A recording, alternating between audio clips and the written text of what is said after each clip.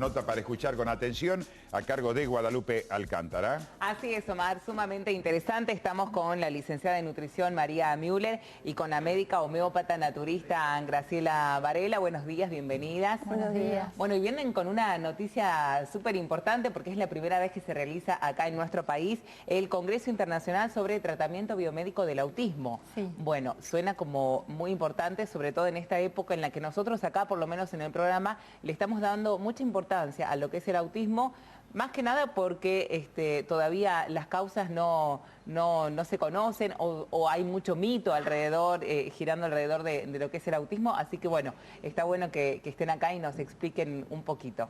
¿Puede ser que cada vez escuchamos más hablar de autismo? Sí, cada vez escuchamos más hablar de autismo porque de hecho, estadísticamente la prevalencia va en aumento. Y más o menos desde los años 50 se diagnosticaba un caso, en los años 50 un caso cada 10.000, en los 70 un caso cada 5.000 y así fue creciendo la curva. Actualmente las últimas estadísticas del CDC de Estados Unidos dicen que en el 2018 se diagnosticó un caso cada 40 o 60 y si bien el refinamiento en los criterios de diagnóstico, la mayor observación y atención sobre el tema es mayor hoy en día, esto no explica de ninguna manera la curva de crecimiento exponencial. Claro. Realmente hay un incremento extraordinario de autismo. ¿Y a qué se debe esto? Bueno, todos nos estamos preguntando a qué se debe, ¿sí? Si nos ponemos a analizar qué pasó desde los años 80 aproximadamente hasta ahora, en donde ahí la curva hizo un crecimiento exponencial, y bueno, hay muchos factores ambientales, estresores, físicos, químicos, electromagnéticos, alimenticios también, que eran inexistentes en el siglo XIX, empezaron a crecer lentamente a partir de 1930 y de los 80 en adelante irrumpieron. Entonces, si nos ponemos a analizar cada uno de esos factores, contaminación electromagnética, y cada vez que la tecnología del celular también aumenta, algunos investigadores han hallado también un incremento importante en la curva de autismo y en las zonas donde hay torretas de celular cercanas. Los agroquímicos, aparentemente en zonas fumigadas en 500 metros a la redonda con glifosato hay mayor incidencia de autismo. La alimentación, de lo cual va a hablar la licenciada, ¿sí? La cantidad de químicos de síntesis volcadas al ambiente, metales pesados, plásticos, etcétera, que actúan como interruptores endocrinos. Bueno, todo esto en la sumatoria sí, son factores que eran inexistentes. O sea que ahí tenemos un punto para mirar y para explorar, ¿sí? Claro.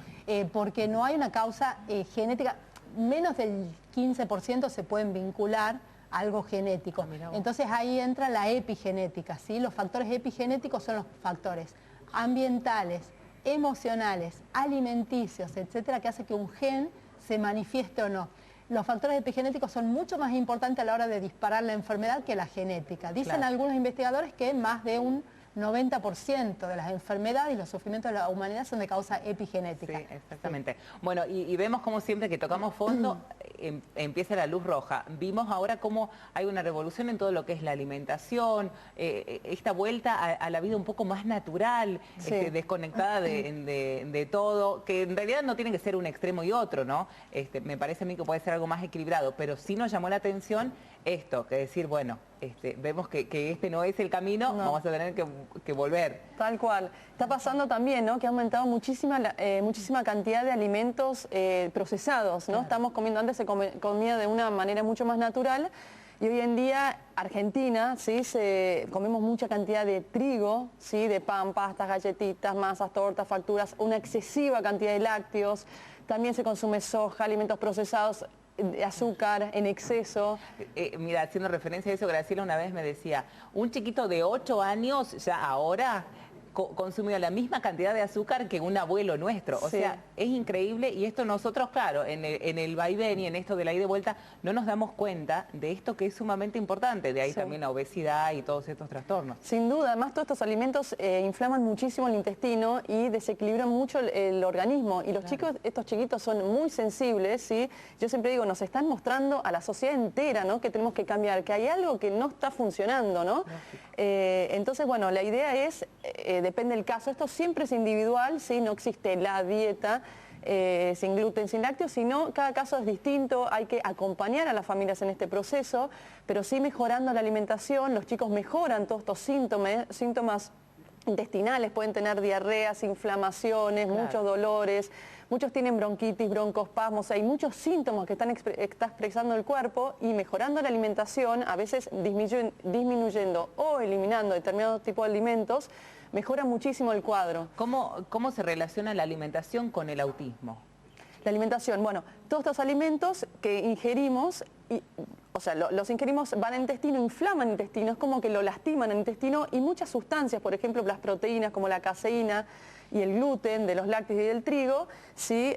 No se digieren bien estas proteínas y pasan del intestino a sangre, se van al cerebro, donde traen muchísimos problemas neurológicos. Claro. Lo mismo pasa con el azúcar, con alimentos procesados que tienen muchísima cantidad de aditivos, ¿sí? Entonces esto es impresionante cuando cuando las familias pueden abordar y acompañan también. Es importante que la familia acompañe con toda la alimentación, pero cómo mejoran los síntomas. Es muy notable y es muy rápido muchas veces, depende el tiempo, ¿no?, que se lleve con todo este tipo de alimentación, y depende la cantidad de cuán intoxicados, digamos, estaban estos chicos. El organismo, claro. Sí. Perfecto. Lo cierto es que si nosotros empezamos este tratamiento, vamos a ver un mejoramiento importante en la calidad de vida del niño. En muchos chicos es muy notorio, es impresionante la diferencia, en otros no es tanto, sí, porque como es multifactorial, claro, entonces depende, claro, tal cual. Sí. Claro. Bueno, Graciela, contame un poquito del Congreso, a quiénes está destinado, hasta cuándo son las inscripciones. Bien, sí, justamente el Congreso que se va a realizar en Tucumán es un Congreso internacional, la primera vez que se realiza el Congreso Internacional LINCA, que es la Liga para la Intervención Nutricional contra el Autismo, cuya sede está en México. El Comité Científico del INCA tiene miembros de distintas partes del mundo, de Barcelona, de Estados Unidos. Bueno,